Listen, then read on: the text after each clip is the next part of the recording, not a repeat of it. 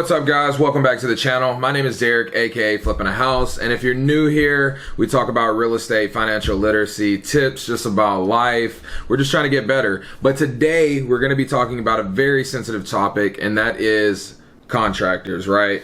As someone who's flipped close to 30 houses already this year, I can tell you my biggest headache, and I have a lot of them being in real estate, is contractors, finding good contractors, right? So today we're going to be talking about where to find them, where to look, how to pay them, how to protect yourself, and what happens when things go wrong, right? So stick around, we're about to get into it. So like I said before, it doesn't matter if you're looking to do a weekend project at your house or you're looking to flip homes. My biggest headache, and I'm sure yours will be as well, is how do you find good people and trust them in your house, right? It doesn't matter if it's an investment or your personal residence. It can be scary working with a stranger. And you know, there are a lot of good things in place like Angie's List and Craigslist, Facebook, all these things. But I want to talk about how you can find these people and also make sure you're protected because even though you can meet somebody on the internet, you're still meeting a stranger on the internet, right? So I want to talk about, you know, the ways that you can find good contractors, how to vet them, and my process that I've used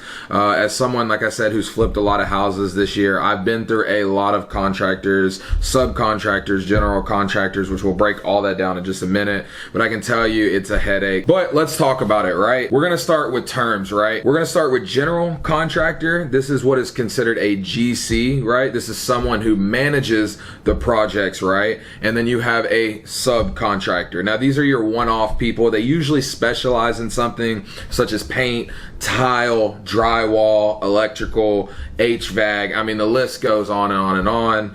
If you need to know these terms, just hop in Google, they'll show you.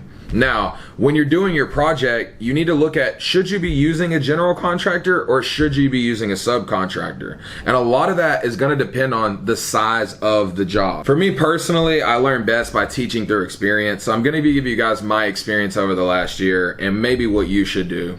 So when I first started flipping homes, we had subs, right? A bunch of my friends, they're in the business, and as I grew in this journey, they would always, you know, tell me they're good people and I would use them on jobs. And then I kind of had like a middleman, right? I would say that I focused on the big five. That was my subs that I built around, my subcontractors, and that was my plumbing, my electrical, roofing, foundation, because that's a big thing here in Texas, and then you have HVAC. And I probably ran off of that method for, you know, a good 6 months. You know, we weren't really flipping that many properties at the time, so it worked for us. It worked for our business model. Now, as we grew, we started getting busier. We started leaning more towards the general contractor method, or GC, right? Instead of just having that middleman, having somebody that's over all of these people, right? These power five, and maybe they have some other things that they want off, right? Because they don't want to do the work. It doesn't matter. You're trying to be hands off, right? That's the point of using a general contractor. You pay them money, they watch the job. Now note, you're going to be paying them a little bit more money. GCs are always going to be more expensive than your subcontractors, right? That's another reason why we were trying to be cheap. So we were trying to do subcontractors. When you're flipping, it's about making money. But what we have learned as time has went by is that trying to be cheap is going to cost you more money in the long run. And you'll probably hear me say that a couple times through this video, right? So just think about that. We started leaning more towards the general contractor, the GC method, but then, you know, we still had other problems. There would be certain things that they didn't want to do, or it would be a GC that wasn't established. So we're still paying the higher price, but I'm still having to call some of my subcontractors, right? Let's start with the project size, right?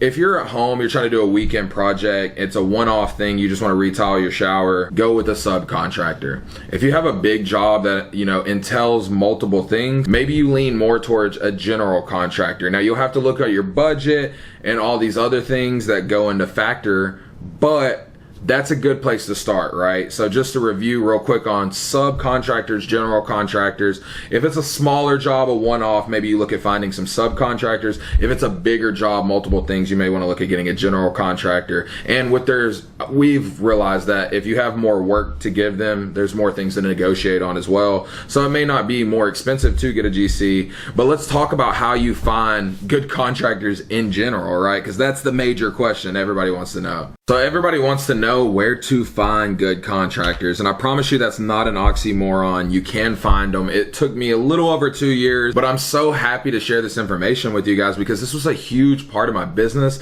that was a huge pain in my... But anyways, let's talk about it, right? I think the best place to start is Facebook. And if you guys have watched a lot of my videos, I know you're probably like, this guy talks about Facebook all the time. But Facebook is the way that they're tailored and they're moving towards, it's kind of turning into blog post style, meaning that groups are powerful. I use groups all the time. I've used groups to buy houses. I've used groups for contractors. The list goes on and on. But what you want to do is you want to make a post in one of the groups. Here's an example of a recent post that I actually made.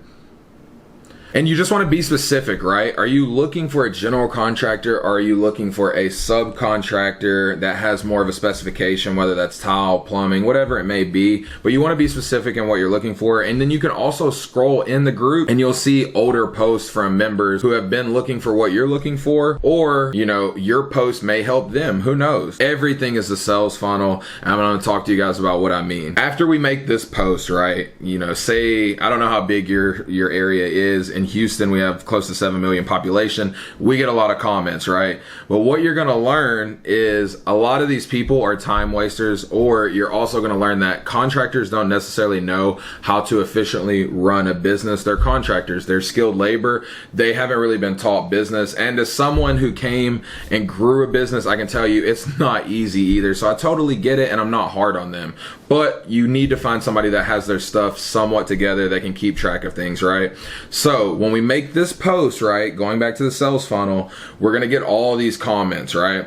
And I like to use what is the rule of 5. So if you guys have a job that you're looking to get bid or quotes for, you're gonna go through there and you're gonna find 5 people. So what I like to do is I'll make a post usually later in the evening and I'll let all these comments start filling up, right? The top people that I'm gonna contact first are actually gonna contact me, right? If somebody sees your post and then they write you a message, that tells me one thing, right? I like that you have ambition and you're aggressive about what you're trying to do. That tells me that either, you know, you really want work, you're passionate about it, or you're just a go-getter. And either way, those are all good signs to me. Now, I'm not saying you just take the first person that messages you and now you're doing business with them and you give them thousands of dollars. That's not what I'm talking about at all. I say start the funnel there. So we're going for a rule of 5. Say 2 people message you. Those 2 people, I'm gonna go ahead and put them on the list of my 5 contractors that are going to bid my job. Now there's a reason that I want you to do 5, and I know you're like, that's a lot of people, but just hear me out. You can either use this rule of 5 and do this over multiple days or just do it the first day. But start with 5 contractors. So we'll say 2 messaged you on Messenger, and then we also have, you know, another 20 that commented, and maybe out of those 20 that commented, I always like to look for this. This is a tip. People that referred or commented under their post, or they referred somebody, then that person commented. That means that someone else is used them, obviously. And that makes me feel a little bit more comfortable because I know somebody spent their money. Even if I don't know this person, even if it's a family friend, they speak highly of them. Those are going to be my second tier people. And then I would go through the comments and just look at people, look at their Facebook business page, see if they have a website. And you know, not all of them are. Those aren't deal breakers.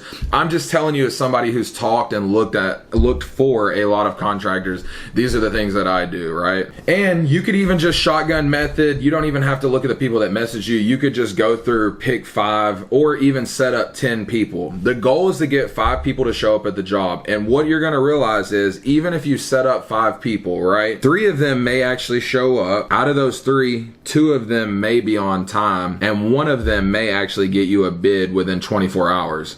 Now, I know you think that might not be important, but I live my life by the motto of how you do anything is how you do everything. And whether you believe that or not, I can tell you it's true regardless, whether you like it or not. If you set an appointment with someone and then they don't even show up, right? Those 2 people, they don't show up, they don't value your time, right? And they're always, sometimes they don't even get with you and give you a response, right?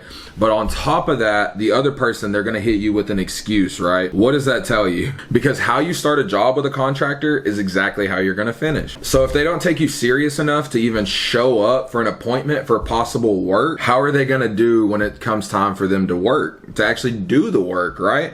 And I can tell you that I've seen this over and over and over, and I try to give people the benefit of the doubt because I'm a nice guy, but we just have to look at this as a numbers game, right? That's why I said look at it like a sales funnel. So we have our 5, 3 showed up, 2 were on time, and then 1 actually got us a bid back. Now you can either move forward with that one person, or you do that for 3 days. Now say you have 3 to 5 good bids. Now you can compare those numbers, right? Once again, we're going back to the rule of 5. I would say try to get close to 5 actual good bids. That way you can compare the numbers. You want an itemized bid. Make sure you ask for that. That way you can compare people's numbers, see where they're charging, and you can get an average price of how much does a bathroom or how much does an AC system cost, depending on what the job you're looking to do. Regardless, minimum, we get 3 bids. Minimum. You want to get 5, minimum you end up with 3 good bids. Now you may take you 15 people, 20 people. It may take the first 5. Say you've just found 5 really good people, but regardless, you want to choose from those 3 bids. Now, say you've gotten your bids, right? We've gotten 3 bids. You like what you see. You probably have 1 or 2 that you're really leaning towards. But think about this. Think about everything that they did. When they went through, did they write? Did they take down notes in the bid, right? Were they efficient with their time? How quick did they give you the bid? Did the bid include materials, or was it labor only? Make sure you ask that question. Is it materials or labor only? It's a big deal, because you may think that your job is only going to be $2,000 or $3,000, but what you didn't realize is you have another $2,000 to $3,000 in material costs. And you may not think that's a big deal, but if you're just doing a weekend project, that might be extra money that you didn't have. And I can tell you, as a person who flips, the main goal, my main job, is to never lose money. If you lose $2,000 to $3,000 every week, you will soon be out of business. I can assure you, I've seen it many, many times. Now, the last thing you want to ask these people, if you got your 3 final bids, is references, right? Now, you can call these people, you may not. It's whatever your comfort level is, but they need to be able to have referrals of recent jobs they've done, ask for pictures, and if they have other jobs going on, you would love to stop by and see their work and their craftsmanship, because even though they may say they're awesome, until you physically see it, there's a lot of things you can't see in pictures that you will notice in person. So just take that into account. But you always want to make sure you have good referrals, people to lean on, advice, and just to go see their work in person. Now, you've come down to the final 2, or you've decided on a contractor and you know who you're going to use. Fantastic. The majority of the work is done, but this is when it gets good. So we found the right person, or so we think.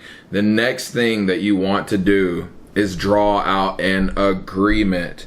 Now, it doesn't matter if it's through text, email, you need proof. I prefer contracts, written contracts, but if you do anything that I teach in this business from this video, make sure you have some type of agreement or proof, because what can happen, and I've got to give you guys the bad, because it's not all unicorns and rainbows. You have to have something in writing, because if something was to go wrong with the job, whether they didn't get paid or you didn't talk about all these items or things that could go wrong, you should always talk about what can go wrong, not what's going to go right, because if you plan for the worst and hope for the best, hopefully you end up somewhere in the middle, right? But regardless, you know what to expect. But I say that because there was a time where I was extorted by a contractor or a subcontractor that my GC hired, and we did not have a written agreement. This person put a mechanics lien, which you can do in Texas. You need to check with your state. But I'm just telling you things so that you can protect yourself, because in that deal, I ended up losing $1,800 extra on a deal that I was already not making a lot of money on. So just be prepared and protect yourself, but always, always, always get a written agreement. Now, you've got your contractor, you've got your agreement, you've done your research. I mean, you're feeling pretty good about the job. And like I said, we're moving along in the process, but I want to step in here and I want to give you guys an important tip. Contractors, they're always going to tell you what you want to hear. So with the written agreement, that's why you want to have these things drawn out, so there's no misconceptions. You don't sound like a prude when you're asking them, hey, when are we going to be finished, right? What's the timeline, right? What is the payments looking like? And we'll talk about that in just a minute, because that's a pretty important part, is money, right? It's always about money, but before you do all these things, I need you to understand that you got to take your feelings out of it. Yes, these are people trying to feed your family, but you are hiring them for a service or work to be performed, and with that comes repercussions. That's why we have the written agreement. But understand that they want the job. Whether they can take on the job or not, they're gonna always tell you they can do the job. So you need to ask, how big is the team, right? How many contractors do you have? How many jobs are you currently on, and when are they finishing, right? How long have they been going on? Just ask these questions. Just make sure, once again, that you're protected. And this is just another way, is to understand, right? Remove the emotions from it. Don't take anything personal. It's a business decision. Cash will be exchanged. So just ask them what's going on, where they set, and tell them to be honest with you. And if they tell you it's going to be 3 weeks, realize that regardless, it's probably going to take 2 weeks long. I don't know what it is with contractors, but they have no sense of time. Also, like I said, they're not the best at running businesses. Therefore, it's hard to control all these moving parts and getting people from one job to the other. Something goes wrong, weather gets delayed, it starts to rain.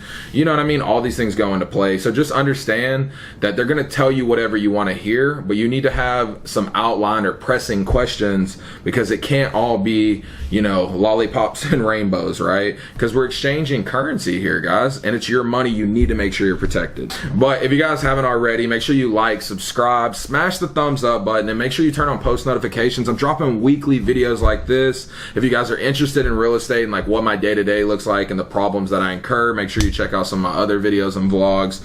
Until next time, guys. Also, make sure you're following me on Instagram and TikTok at Flippingahouse. Peace.